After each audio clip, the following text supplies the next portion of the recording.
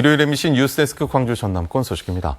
역대급 폭설이 쏟아진 광주 전남 지역에서 본격적인 복구가 시작되지 못한 채 피해 규모가 갈수록 커지고 있습니다. 워낙 많은 양의 눈이 쌓이다 보니 치우기 쉽지가 않은 데다가 기온도 영하권에 머물러서 농촌 마을의 복구 작업이 더디게 진행되는 상황입니다. 이다현 기자가 취재했습니다. 36cm 높이까지 눈이 쌓인 전남 장성군의 한 염소 농장. 염소를 키우던 축사가 형체를 잃고 땅바닥까지 푹 꺼졌습니다. 낮이 돼도 여전히 녹지 않고 쌓여있는 눈은 힘없이 무너져 내린 시설하우스 구조물을 짓누르고 있습니다. 완전히 못 쓰죠. 지금 여기뿐만 아니라 그 바로 옆 동네도 지금 다 이렇게 이 정도 지금 무너져 버렸습니다. 이 하우스에도 염소 40마리가 살고 있었는데요. 원래는 이렇게 단단한 철제 파이프가 지붕을 떠받치고 있었는데 엿가락처럼 휘어서 바닥까지 주저앉았습니다. 시설만 망가진 게 아닙니다. 구조물이 순간적으로 무너지면서 안에 있던 염소 5마리가 피하지 못하고 죽었습니다.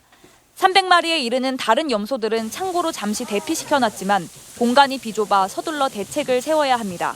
항상 그 자식같이 이렇게 키워왔는데 이렇게 죽어나가고 그러면 마음이 아프죠. 또 밟혀 죽을 확률이 많아서 지금 저 마음이 지금 급합니다. 지금. 레드향 농가하우스도 푹 내려앉긴 마찬가지입니다.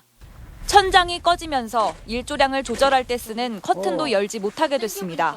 그 미치겠어요 지금. 한기도 못 오지. 햇빛도 못 받지. 이게 어떻게냐 이 말이에요. 반짝 햇살이 비치면서 눈이 녹기 시작해 빈틈 사이로 물이 흘러내립니다. 농민이 삽으로 눈을 치워보지만 애써 키운 과실의 품질이 떨어질까 노심초사입니다. 저 사방천에서 주문이 막 들어오고 근데 이렇게 생겼는데 어떻게 일을 하고 있어요. 전남 지역에서 이번 폭설로 피해를 본 농업시설하우스는 56곳, 축사는 13곳으로 집계됐습니다. 주말 휴일이 지나 본격적 조사와 복구 작업이 시작되면 피해 규모는 더 늘어날 것으로 전망됩니다. 눈앞의 피해도 걱정이지만 최강 한파 속에 복구가 늦어지면서 농민들의 근심이 깊어지고 있습니다. MBC 뉴스 이다현입니다. 기록적인 폭설이 쏟아진 광주에서 도로마다 크고 작은 웅덩이가 생겨남에 따라 광주시가 긴급 보수 작업에 나섰습니다. 광주시는 자치구와 민간업체의 협조를 얻어 총 9개 팀, 21명 규모로 긴급 보수팀을 꾸려 폭설 이후 발생한 도로 웅덩이, 이른바 포트홀을 신속하게 복구하고 있다고 밝혔습니다. 광주의 경우는 재작년 폭설 이후 7,600여 건의 웅덩이가 발생해 관련 차량 사고 830여 건이 접수됐습니다.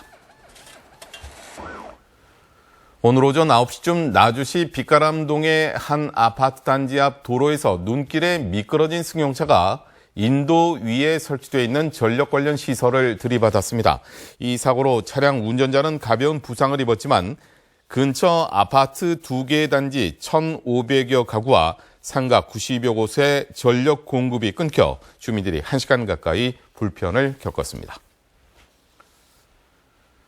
코로나19로 인한 사회적 거리 두기가 해제된 채 광주 전남 지역에서도 성탄절 미사와 예배가 거행됐습니다. 천주교 광주대교구는 신자 수백 명이 참석한 가운데 성탄절 기념 미사를 진행하고 인류의 소통과 화합에 기여한 아기 예수의 탄생을 축복했습니다. 광주 전남 개신교회들도 기념 예배를 열고 사랑과 희망으로 세상을 밝히신 예수 그리스도의 은총이 가득하길 기원했습니다. 오늘 오전 9시 10분쯤 목포 동명항에 정박해 있던 44톤급 예인선이 침몰해 해경이 구조했습니다.